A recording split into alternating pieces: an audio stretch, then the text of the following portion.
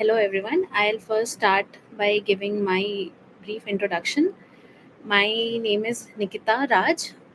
इस बार के UPSC civil services की परीक्षा में मेरी ऑल इंडिया रैंक 408 है। और सबसे पहले तो मैं यूपीएससी टाइम को थैंक यू कहना चाहूँगी कि उन्होंने मुझे मौका दिया कि मैं यहाँ आके आप सबसे बातचीत कर सकूँ।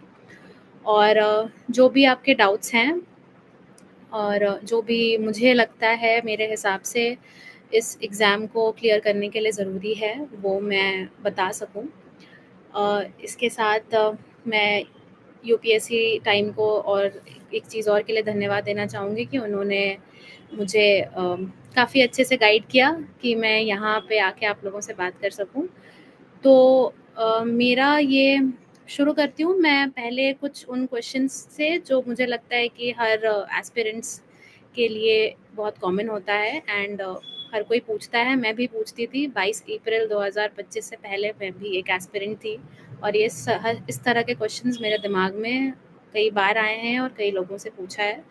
तो अब मुझे लगता है कि इन सारे क्वेश्चंस का अगर मैं थोड़ा अच्छे तरीके से आंसर कर सकती हूँ तो सबसे पहले मैं अपनी जर्नी बताना चाहूँगी। यूपीएससी की जर्नी मेरे लिए मेरे हिसाब से काफ़ी टफ रही है क्योंकि ये मेरा 4th अटेम्प्ट था और पिछले 3 बार से मेरा प्रीलिम्स भी नहीं क्लियर हो रहा था। तो इस बार थैंकफुली 2024 के अटेम्प्ट में मेरा प्रीलिम्स भी क्लियर हुआ और उसके बाद मेंस और इंटरव्यू भी साथ में क्लियर हो गए। तो मैं मुझसे अगर आप पर्सनली पूछिएगा तो मेरे लिए प्रीलिम्स ज़्यादा मुश्किल लगा मुझे कंपेयर टू मेंस। बट ये बात भी है कि यूपीएससी में आप कुछ भी एकदम सॉलिड अज्यूम करके नहीं चल सकते कि यही आसान होता है। हर स्टेज मुश्किल है, हर स्टेज के अपने चैलेंजेस हैं और अगर आप उनको अच्छे से समझते हो और मेहनत करके पूरा करते हो तो आप ये एग्ज़ाम निकाल सकते हो। इसके अलावा जब मेरा सिलेक्शन हुआ था तो मैं यहीं दिल्ली में थी और उस वक्त मुझे मालूम नहीं था कि मैं सेलेक्ट होंगी या नहीं, इसलिए मैं 2025 के प्रीलिम्स की तैयारी में लग गई थी अपने इंटरव्यू के बाद। मेरा इंटरव्यू मार्च में था तो मैं दिल्ली में ही थी और मैंने अपना रिज़ल्ट खुद ही देखा था। मैंने अपने घर वालों को बोल रखा था कि अगर अच्छा होगा तो कॉल आ जाएगा, अच्छा अगर नहीं हुआ तो हो सकता है कॉल ना आए तो वो समझ जाएँ कि शायद इस बार नहीं हुआ है। बट भगवान की कृपा से ऐसा कुछ नहीं हुआ और इस बार हो गया। उसके अलावा मुझे लगता है कि अगर इस एग्ज़ाम की तो ये हुई मेरे बारे में बातें। अब हम आते हैं एग्ज़ाम पर जो कि सबसे इम्पोर्टेंट है और हम सबको मालूम है कि इस एग्ज़ाम में 3 स्टेजेस हैं, प्रीलिम्स, मेंस और इंटरव्यू। तो सबसे पहले हम प्रीलिम्स से स्टार्ट करेंगे, उसके बाद हम मेंस में शिफ्ट करेंगे and then we will talk about the personality test.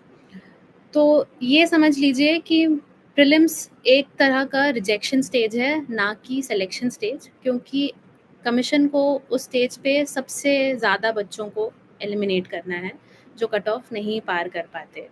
इसीलिए प्रीलिम्स का पेपर आप देखिए पिछले कई सालों से हर साल बाई साल ट्रिकी होते जा रहा है, क्वेश्चन टफ आ रहे हैं। बट क्वेश्चन टफ आ रहे हैं का ये मतलब नहीं है कि उसको पार नहीं किया जा सकता, वो सॉल्व नहीं हो सकते। मेरे हिसाब से प्रीलिम्स निकालने की मुझे सिर्फ और सिर्फ एक ही स्ट्रैटेजी समझ में आई है after badly failing 3 prelims attempts of mine is आपको अपने स्टैटिक पोर्शन पे बहुत ज़्यादा कंट्रोल होना चाहिए। जो भी मार्केट में आपको मालूम है कि इस सब्जेक्ट के लिए ये सोर्स है, उस पे आपका कमांड बहुत स्ट्रांग होना चाहिए। आप अगर हिस्ट्री की बात करते हैं तो एनसीईआरटीज़ आपको अच्छे से रिवाइज़्ड होनी चाहिए, आपके नोट्स रेडी होने चाहिए और आपको इतना कॉन्फिडेंस होना चाहिए कि अगर एनसीईआरटी में से मुझसे कुछ भी क्वेश्चन पूछा है, तो वो क्वेश्चन मैं गलत नहीं करके आऊँगा या मैं गलत करके नहीं आऊँगी। उसके अलावा पॉलिटी के लिए लक्ष्मीकांत सबको ही जानते हैं। तो आप ये समझिए कि क्यों लक्ष्मीकांत का इतना ज़्यादा नाम है, क्यों हर टॉपर, हर बच्चा इतना ज़्यादा लक्ष्मीकांत की रट लगाता है। बात ये है कि उस किताब से कभी-कभी बिल्कुल सीधे में क्वेश्चंस आते हैं। आप इस बार का भी पेपर देखिए 2025 का, अगर आपने अभी तक नहीं देखा है या अगर आप उनमें से हैं जिन लोगों ने 25 का अटेम्प्ट दिया है